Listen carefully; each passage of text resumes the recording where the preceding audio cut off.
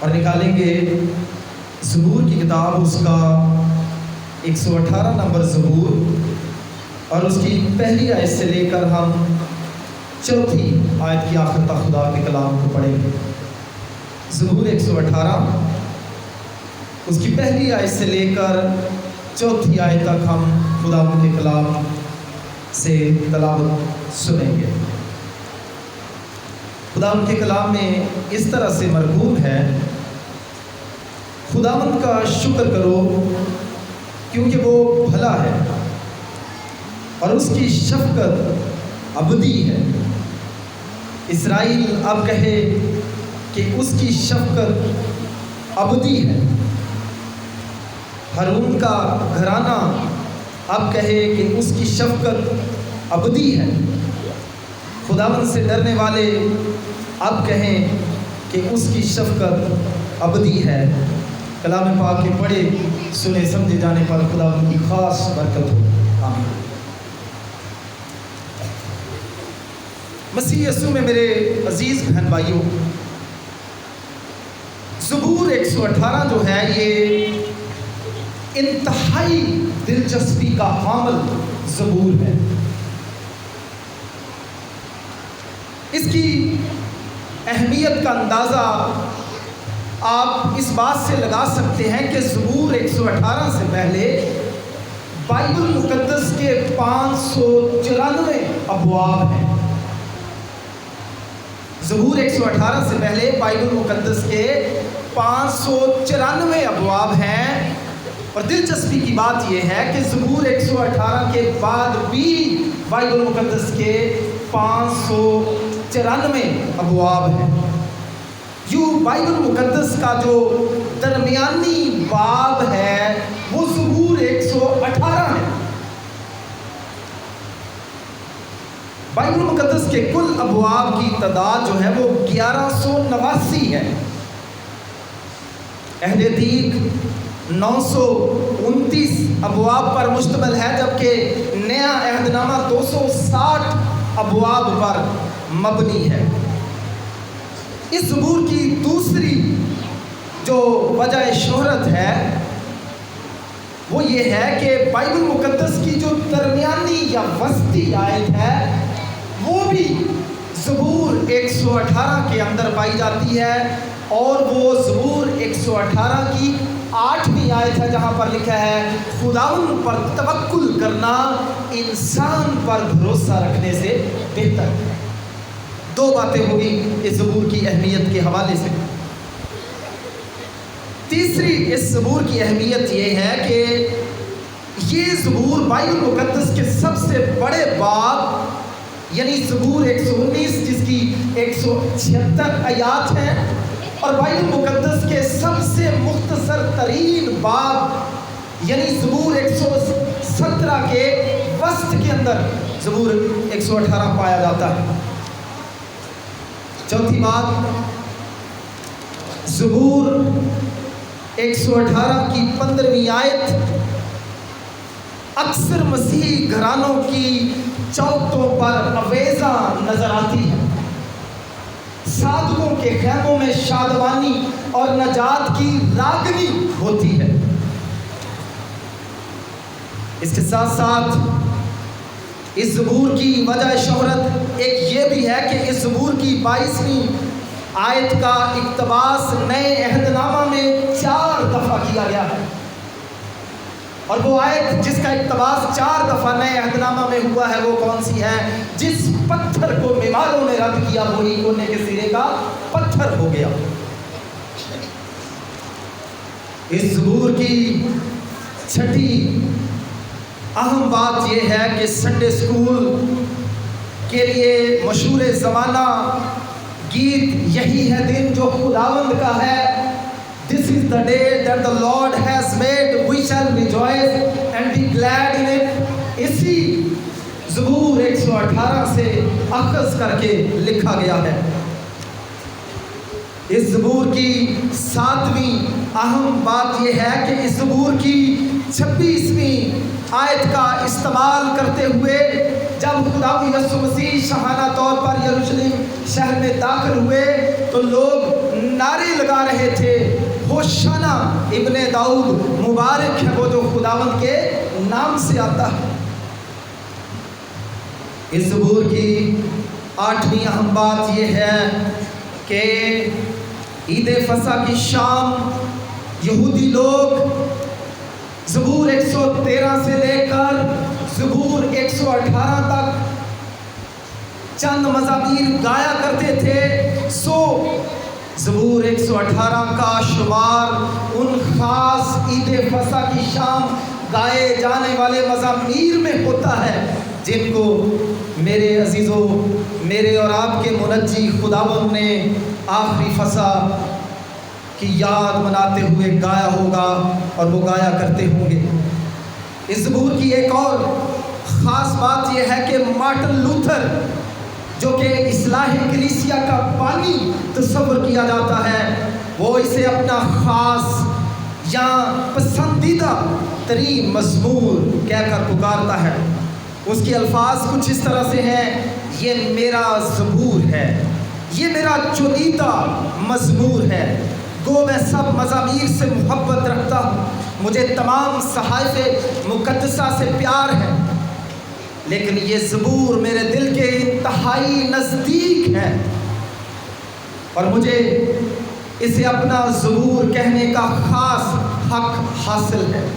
اس زبور نے مجھے ایسے خطرناک ترین حالات میں بھی محفوظ رکھا ہے جس سے نہ تو کوئی شہنشاہ، نہ سلطان، نہ دانشور، نہ مقدسین بچا سکتے تھے۔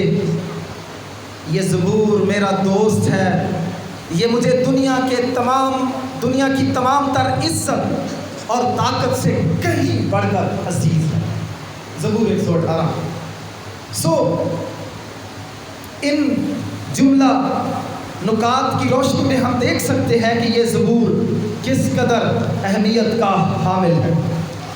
لیکن آج کی شام میں صرف اس زبور کی پہلی 4 آیات پر خدا کے کلام کو آپ کے سامنے پیش کرنا چاہتا ہوں۔ اس زبور کا جو مرکزی مضمون ہے وہ خدا کی ابدی شفقت ہے، اور آج کی شام میں چاہتا ہوں کہ ہم خدا کی ابدی شفقت، جس کا تذکرہ زبور 118 کی پہلی 4 آیات میں اور پھر اس زبور کی آخری آیت میں کیا گیا ہے، اس پر ہم غور کریں۔ میں آپ کو بتانا چاہتا ہوں خدا کی ابدی شفقت، جس طرح میں نے بیان کیا، اس زبور کا مرکزی مضمون ہے، اور اس زبور میں خدا کی ابدی شفقت کا 5 دفعہ تذکرہ کیا گیا ہے۔ پہلی آیت میں، دوسری آیت میں، تیسری آیت میں، چوتھی آیت میں، اور پھر اس زبور کی آخری آیت میں زبور نویس خدا کی شفقت کی ستائش، خداوند کی ابدی شفقت کی مدح سرائی کرتا ہوا نظر آتا ہے۔ مزامیر کی کتاب یوں تو خدا کی ابدی شفقت پر خصوصی زور دیتی ہے، اور اس کی بہترین مثال ہم زبور 136 ہے۔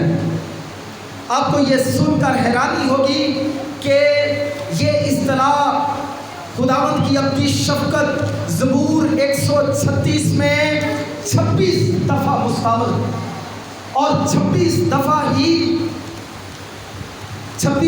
آیات ہی 136 کی کل آیات ہیں۔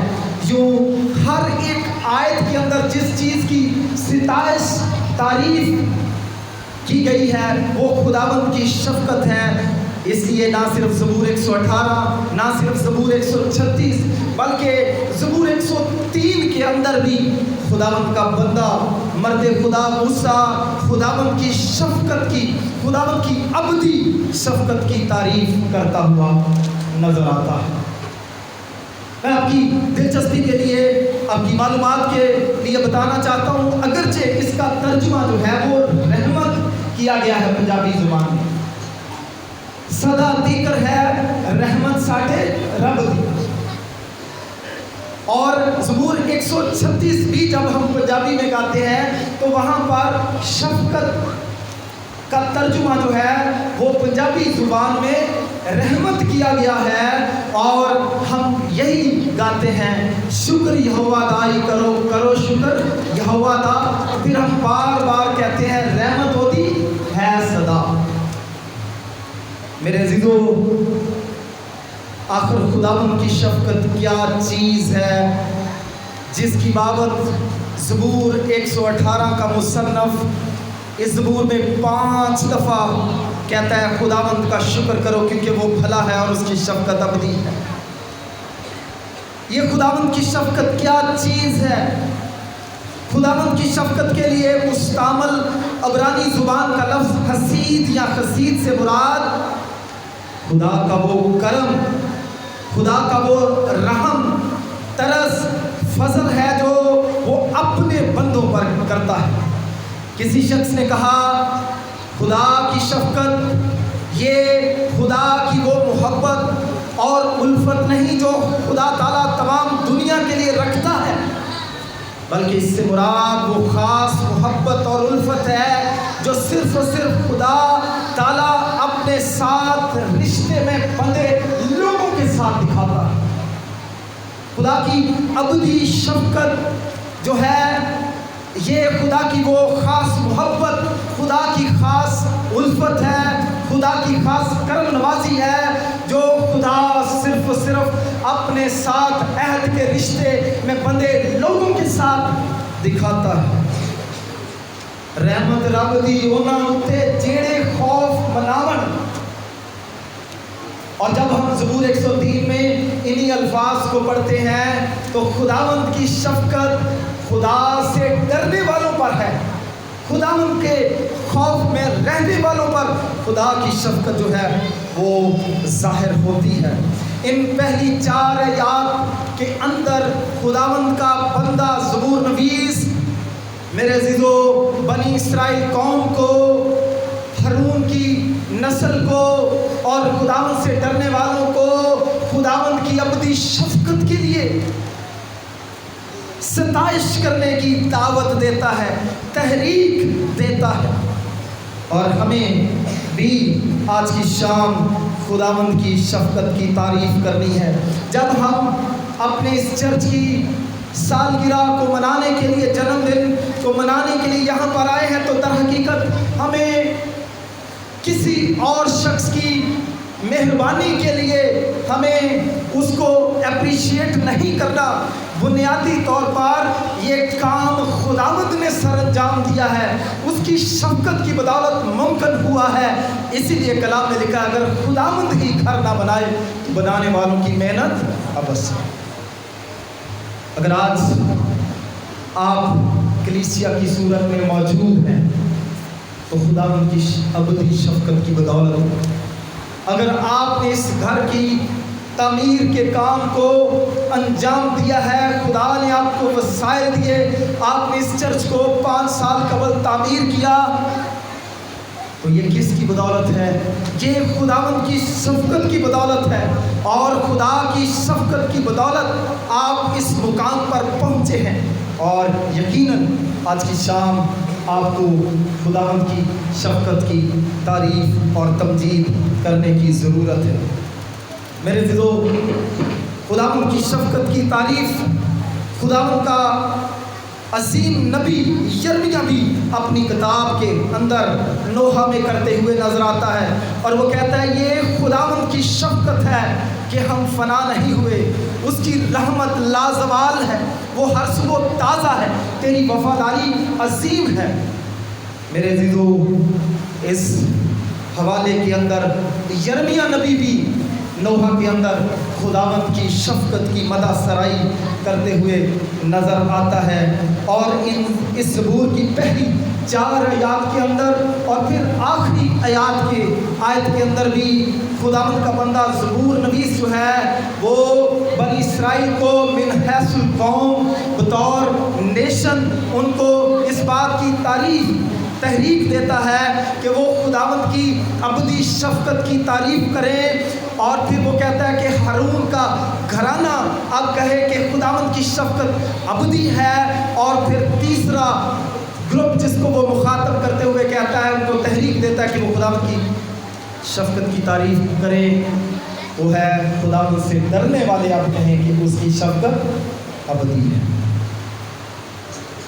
میرے عزیزو، آج کی شام ہمیں جب خداوند کے گھر میں آئے ہیں تو جس چیز کی ہمیں شکر گزاری کرنی ہے وہ خدا کی شفقت ہے، اور وہ خدا کی ابدی شفقت ہے جو خدا اپنے لوگوں پر دکھاتا ہے۔ اور اس طرح سے آج ہمیں اس چرچ کی سالگرہ کو سیلیبریٹ کرنا ہے۔ میرے عزیزو، خداوند کی شفقت کا جو مضمون ہے یہ بائبل مقدس کا ایک نمایاں مضمون ہے، اور بائبل مقدس میں خدا کی شفقت کو خصوصی طور پر واضح کیا گیا ہے، اور چند ایک نکات کے ذریعے سے ہم خدا کی شفقت کا، جس کا تذکرہ زبور 118 کی پہلی 4 آیات میں کیا گیا ہے، میرے عزیزو ہم بائبل مقدس کی روشنی سے دیکھ سکتے ہیں۔ میرے عزیزو، سب پہلا جوڑا جس نے خداوند کی شفقت کا تجربہ کیا، میرے عزیزو وہ کون تھے؟ وہ ہمارے ابتدائی ماں باپ آدم اور حوا تھے۔ میرے عزیزو، کلام کے مطابق خداوند نے کیا کہا تھا کہ جس روز تو اس پھل کو کھائے گا تو کیا ہو جائے گا؟ مر جائے گا۔ لیکن خداوند نے ہمارے ابتدائی ماں باپ کو ان کے گناہ کی وجہ سے ہلاک نہیں کیا، ان کو موت یکلخت ان کو موت کے حوالے نہ کیا، بلکہ ان کو چمڑے کے کرتے پہنائے، اور میرے عزیزو شعلہ زن تلوار کا پہرا لگا کر انہیں زندگی کے درخت کے پاس نہ جانے دے کر بھی خداوند نے اپنی شفقت کا اظہار آدم اور حوا کے ساتھ کیا، تاکہ وہ ساری زندگی ابدیت اپنی جو ہے وہ گناہ میں، ذلت اور رسوائی میں بسر نہ کریں، بلکہ ان کو جیتا چھوڑ کر شعلہ زن تلوار کا اس زندگی کے درخت پہرا لگا کر خداوند نے اپنی شفقت کا اظہار چمڑے کے کرتوں کو پہنا کر ہمارے ابتدائی ماں باپ کے ساتھ کیا۔ اور اس کے بعد دوسری بڑی مثال جو خداوند کی شفقت کی ہم دیکھتے ہیں بائبل مقدس میں، وہ قائن کی مثال ہے۔ میرے عزیزو، جب اس نے حابل کا قتل کیا تو خداوند نے اس کو سزا سنائی، اور جب خداوند نے اس کو سزا سنائی کہ تو زمین پر آوارہ گرد ہوگا، تو میرے عزیزو اس کا رد عمل کیا ہے؟ اس نے اس سزا کو جب تھام لیا تو وہ کیا کہتا ہے؟ چوتھا باب پیدائش اس کی 13ویں آیت میں لکھا ہے، تب قائن نے خداوند سے کہا یہ سزا میری برداشت سے باہر ہے، دیکھ آج تو نے مجھے زمین سے، روئے زمین سے نکال دیا، میں تیرے حضور سے روح پوش ہو جاؤں گا اور زمین پر خانہ خراب اور آوارہ رہوں گا، اور ایسا ہوں گا کہ جو کوئی مجھے پائے گا قتل کر ڈالے گا۔ جب خداوند نے میرے عزیزو اپنی سزا کا اعلان قائن کے خلاف کر دیا، وہ پکار اٹھا، اور خداوند اپنی شفقت کا اظہار کیسے کرتا ہے قائن کے ساتھ؟ تب خداوند نے اس سے کہا نہیں، جو کوئی قائن کو قتل کرے اس سے 7 گنا بدلہ لیا جائے گا۔ اور خداوند نے قائن کے لیے ایک نشان ٹھہرایا کہ کوئی اسے پا کر مار نہ ڈالے، سو قائن خداوند کے حضور سے نکل گیا اور عدن کے مشرق کی طرف نود کے علاقے میں جا بسا۔ خداوند نے آدم اور حوا جو گناہگار تھے، جنہوں نے خدا کے حکم کو توڑا تھا، ان پر اپنی شفقت کا اظہار کیا۔ خداوند نے پہلے قاتل قائن نے، جس نے اپنے بھائی کا خون کیا جو راست باز تھا، اس پر اپنی شفقت کا اظہار کیا، اور خداوند نے ابراہیم جو کہ ایمانداروں کا باپ کہلاتا ہے، جس نے 2 دفعہ جھوٹ بولا اور اپنی بیوی کو اس نے بہن کا، خداوند نے اس پر بھی اپنی شفقت کا اظہار کیا۔ خداوند نے یعقوب پر بھی بارہا مرتبہ اپنی شفقت کا اظہار کیا، جس نے اپنے باپ اور بھائی کو دھوکا دیا۔ خداوند نے میرے عزیزو بنی اسرائیل پر اپنی شفقت کا اظہار کیا، جنہوں نے جب وہ کوہ سینا پر تختیاں لینے کے لیے موسیٰ گیا پیچھے اپنے لیے بچڑا بنا لیا، اور جب میرے عزیزو مرد خدا موسیٰ نے شفاعت کی تو خدا نے اپنی شفقت کا اظہار بنی اسرائیل قوم پر کرتے ہوئے ان کو جیتا چھوڑ دیا۔ خدا نے مرد خدا داؤد پر جس نے ہتی یوریا کا قتل کیا، بتسبا کے ساتھ زنا کرنے کی، خدا نے اس پر بھی اپنی شفقت کا اظہار کیا۔ خدا نے پترس پر بھی اپنی شفقت کا اظہار کیا، جس نے 3 مرتبہ میرے لیے اپنے مالک کا انکار کیا۔ میرے لیے یہ جتنی مثالیں میں نے آپ کے سامنے پیش کی ہیں، آدم کی ہو، قائن کی ہو، ابراہیم کی ہو، داؤد کی ہو، پترس کی ہو، واضح رہے کہ خداوند کی شفقت جو ہے یہ گناہ کرنے کا لائسنس یا اجازت نامہ نہیں ہے میرے عزیزو، بلکہ خدا کی ابدی شفقت، خدا کی نجات، خدا کی معافی کا تجربہ کرنے کے لیے ایک گویا دوسرا موقع ہے۔ یہ موقع خدا نے یونہ نبی کو فراہم کیا، اور وہ آج ایسے بے شمار موقع ہم گناہگار انسانوں پر بھی اپنی شفقت کو دکھا کر ہمیں فراہم کرتا ہے۔ میرے عزیزو، اس لیے آج کی شام جب ہم اپنے اس چرچ کی سالگرہ کو سیلیبریٹ کر رہے ہیں تو میں آپ کو دعوت دینا چاہتا ہوں، جس چیز کے لیے ہمیں خداوند کے شکر گزار ہونا ہے وہ خداوند کی ابدی شفقت ہے، وہ خدا کی رحمت ہے جو آپ پر ہوئی، آپ کی کلیسیا پر ہوئی، کہ خداوند نے آپ کے لیے پاسبان کا بندوبست کیا، خداوند نے آپ کے لیے چرچ بلڈنگ کا بندوبست کیا، اور سب سے بڑھ کر خداوند کی خاص رحمت جو ہے، خداوند کی خاص شفقت جو ہے وہ اس کے بیٹے یسوع مسیح کے وسیلے سے ظاہر ہوئی، تاکہ جو کوئی اس پر ایمان لائے ہلاک نہ ہو بلکہ ہمیشہ کی زندگی پائے۔ میرے عزیزو، خداوند اپنی شفقت کیوں دکھاتا ہے؟ کیونکہ کلام میں لکھا ہے خدا کسی گناہگار کی ہلاکت نہیں چاہتا بلکہ یہ چاہتا ہے کہ سب کی توبہ تک نوبت پہنچے۔ میرے عزیزو، یسایہ 54 باب اس کی 10ویں آیت میں لکھا ہے خداوند تجھ پر رحم کرنے والا یوں فرماتا ہے، پہاڑ تو جاتے رہیں اور ٹیلے ٹل جائیں لیکن میری شفقت کبھی تجھ سے جاتی نہ رہے گی اور میرا صلح کا عہد نہ ٹلے گا۔ خداوند کی ابدی شفقت بنی اسرائیل قوم کے لیے امید، تسلی اور خداوند میں بڑھنے کے لیے حوصلہ افزائی کا بھیت تھی، اور خداوند کی شفقت، خداوند کی رحمت آج بھی مجھ جیسے انسانوں کے لیے، آپ جیسے انسانوں کے لیے امید، حوصلہ افزائی اور خداوند کی وفاداری میں چلنے کے لیے امید، تسلی اور حوصلہ افزائی کرتی ہے۔ اس زبور کے اندر زبور نبی ہمیں خدا کی شفقت کے گن گانے کی تلقین کرتا ہے۔ میرے عزیز بہن بھائیو، خدا کی شفقت کا متضاد کیا ہے؟ خدا کا غضب۔ بائبل مقدس میں ایسے لوگوں کا بھی تذکرہ کرتی ہے جنہوں نے خدا کی شفقت کا نہیں بلکہ اپنی زندگیوں میں یکلک خدا کے غضب کا تجربہ کیا۔ اس میں ابیہو شامل ہے، اس میں عزا شامل ہے، اس میں عزیا بادشاہ شامل ہے، اس میں نئے عہد نامے کے کردار حنانیہ اور سفیرہ شامل ہے۔ خدا نہ کرے کہ کوئی ہم میں ایسا بھائی یا بہن ہو جس کو خدا کی ابدی شفقت سے لطف اندوز ہونے کا موقع نہ ملے اور اسے خدا کے غضب کا سامنا کرنا پڑے۔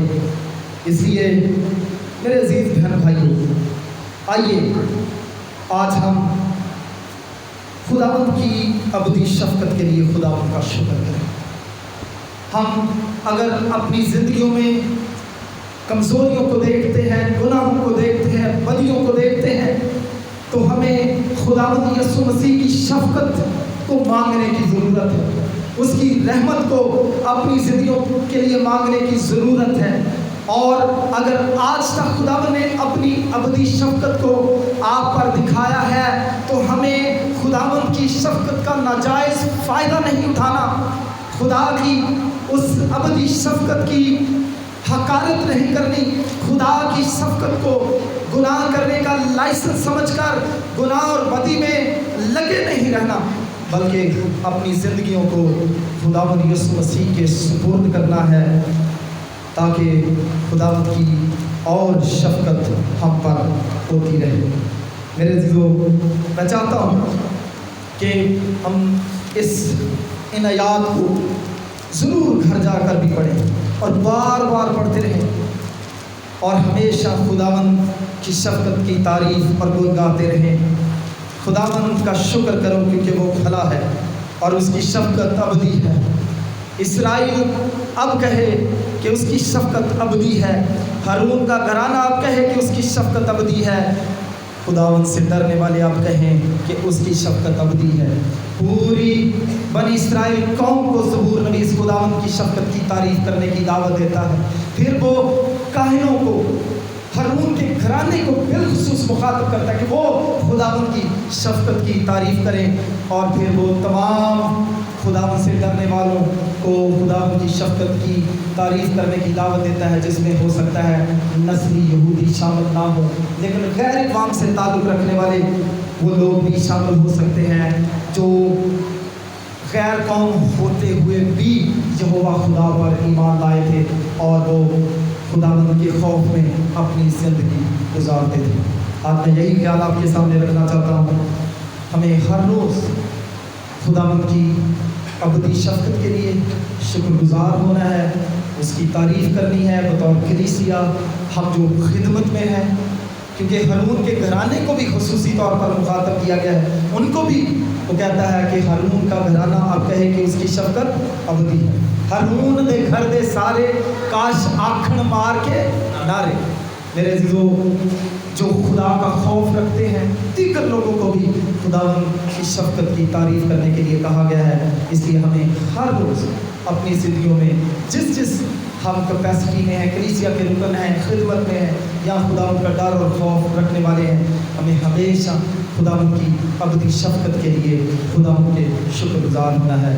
خداوند معراج کے کلیسیا کو، خداوند کے خادم کو اور تمام بزرگان سیشن کو بڑی برکت عطا کرے۔ بہت شکریہ۔